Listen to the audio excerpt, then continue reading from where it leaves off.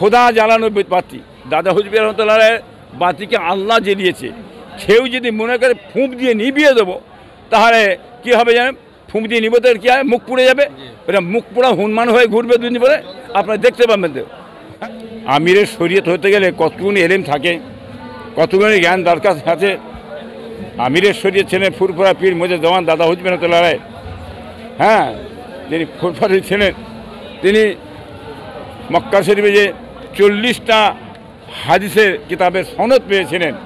হ্যাঁ, তিনি একটা হাদিসের সনদ পেয়েছে কি বলতে পারবো নি, বুঝতে পারছেন না? একজন বড় MA পাস ছেলে, BA পাস ছেলে, ক্লাস 2 ছেলের কাছ থেকে সেই সার্টিফিকেট দিচ্ছে। বাংলার মানুষকে দেখতে পাচ্ছেন না, বুঝতে পারেন। দাদা হুজুর রহমতুল্লাহ তিনি খলিফা, তেনা 28 থেকে 30,000 খলিফা আছে তেনা। কি তাদের আমরা সবাই পিসা বলে মানি, তাদের আওলাদ ঘরে আমরা পীরজাদা বলে মানি।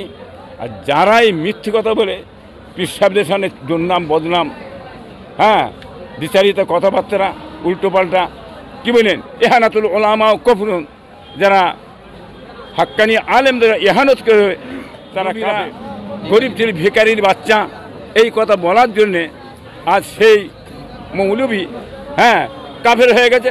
দুটোই কাফের, দুটো ভাই কাফের। বাংলার মানুষ কেন বড় বড় আলেম ওলামা জ্ঞানী বিদ্যান পণ্ডিত, তারা হ্যাঁ এর জবাব দিয়ে দিয়েছে। কী বলেন? অতএব কাফেরেরা মরে গেলেও জানা যায়, নামাজও পড়া যাবে না কাফেরের, মুসলমানের কবরস্থান দাফনও দেওয়া যাবে না, তার বিবি তালাক হয়ে গেছে। এবারে সেই কুশিহাটে মৌলানা আবু বক্কর সাহেব, কী বলেন, তিনি বহু দলিল দিয়েছে। বাংলাদেশের মৌলানা তিনিও দলিল দিয়ে দিয়েছে। অতএব মৌলানা কবির উদ্দিন সাহেব, হ্যাঁ, দিয়ে দিয়েছে। অতএব এখানে কিছু আছে। ফুরফুরা শরীফ বলছে নবীরা ভিখারি বাচ্চা ছিল, সাহাবাদের বাপেরা হ্যাঁ সব কাফের ছিল। এই ফুরফুরা শরীফের বুড়ো ভাম ছিল, পীর সাহেবকে আমার বড়ো ভাইকে বলেন বুড়ো ভাম ছিল। কী বলেন? ফুরফুরা শরীফে পীর যারা বাগদি চাঁদ এইসব ওই মাদ্রাসায় শিক্ষা দেওয়া হয়। কী বলেন? অথচ ওই মাদ্রাসায় শিক্ষা ছাত্ররা কি হবে? তারা গুমরা হবে, আকিদা ভ্রষ্ট হবে। অথচ আমি বাংলার মানুষকে বলবো, এদের কাছ থেকে, এই মাদ্রাসা থেকে, এই শিক্ষার্থীদের কাছে। বাংলারই কোনো একজন মুফতি সাহেব বলছে, আলেম বলছে, সে আমিরুশ শরিয়াত দাবি করছে এবং পীর আল্লামা দাবি করছে, এই বিষয়টা কি? সেটা দেখেন, কেউ যদি বসে বসে হ্যাঁ শুয়েছে, তাল পাতার ঘরে শুয়ে যদি মনে করে আমি 7তলা বাড়িতে শুয়ে আছি, হ্যাঁ লন্ডনে শুয়ে আছি, এই শুয়েছে, এরকম চিন্তা ভাবনা করতে পারে পেট গরমের। কি বুঝলেন? ও বাংলার মানুষ জেনে গেছে আমিরের শরীয়ত হতে গেলে কতগুলো এলেম থাকে, কতগুলো জ্ঞান দরকার আছে। আমিরের শরীয়ত ছিলেন ফুরফুরা পীর মুজে জওয়ান দাদা হুজুর রহমতুল্লাহ। হ্যাঁ, তিনি ফুরফুরা ছিলেন। তিনি মক্কা শরীফে যে 40টা হাদিসের কিতাবের সনদ পেয়েছিলেন। হ্যাঁ, তিনি একটা হাদিসের সনদ পেয়েছে কি বলতে পারবো নি, বুঝতে পারছেন না? একজন বড় MA পাস ছেলে, BA পাস ছেলে, ক্লাস 2 ছেলের কাছ থেকে সেই সার্টিফিকেট দিচ্ছে। বাংলার মানুষকে দেখতে পাচ্ছেন না, বুঝতে পারছেন না, বুঝতে পারছেন তো? হ্যাঁ, অতএব সব জিনিসগুলো যে দেখে রটিয়ে চাইছে আড়ন করে একটা কিছু আমি প্রতিষ্ঠিত হব, হ্যাঁ না। দাদা হুজুর রহমতুল্লাহ তিনি খলিফা, তেনা 28 থেকে 30,000 খলিফা আছে তেনা। কি তাদের আমরা সবাই পিসা বলে মানি, তাদের আওলাদ ঘরে আমরা পীরজাদা বলে মানি। আর যারাই মিথ্যে কথা বলে পিসাবদের সামনে দুর্নাম বদনাম, হ্যাঁ, বিচারিত কথাবার্তা উল্টো পাল্টা, কী বলেন, এহানাতুল ওলামা ও কফরুন, যারা হাক্কানি আলেমদের এহানত করে, তারা কাফের।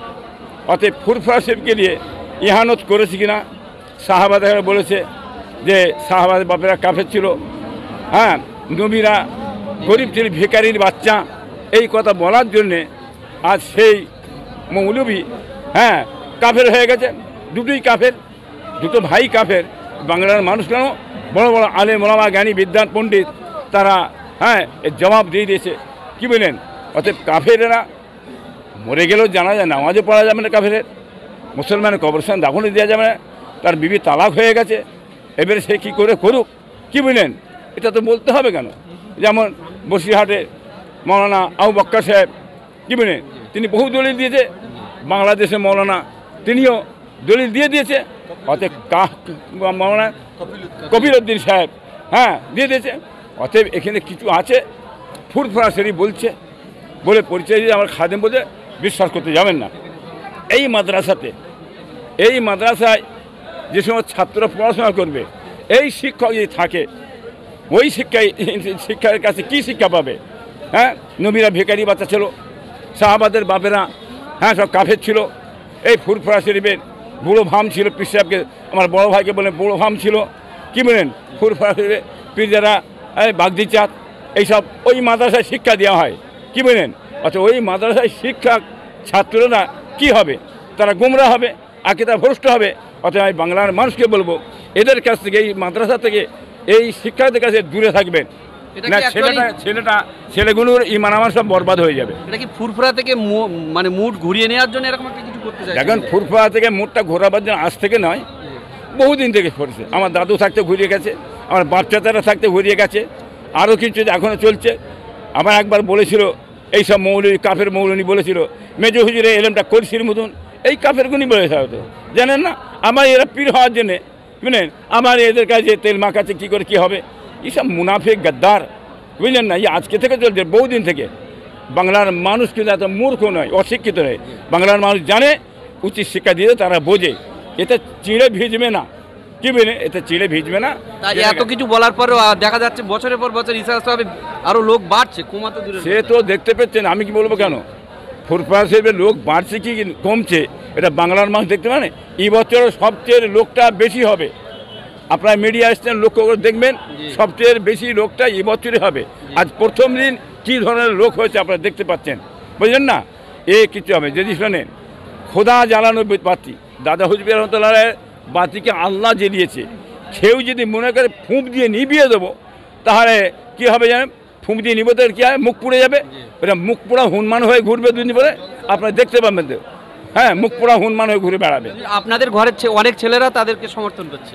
দেখুন, এ তো নিয়ে যে মুনাফেক বলে একটা জিনিস আছে, জানেন তো নাকি?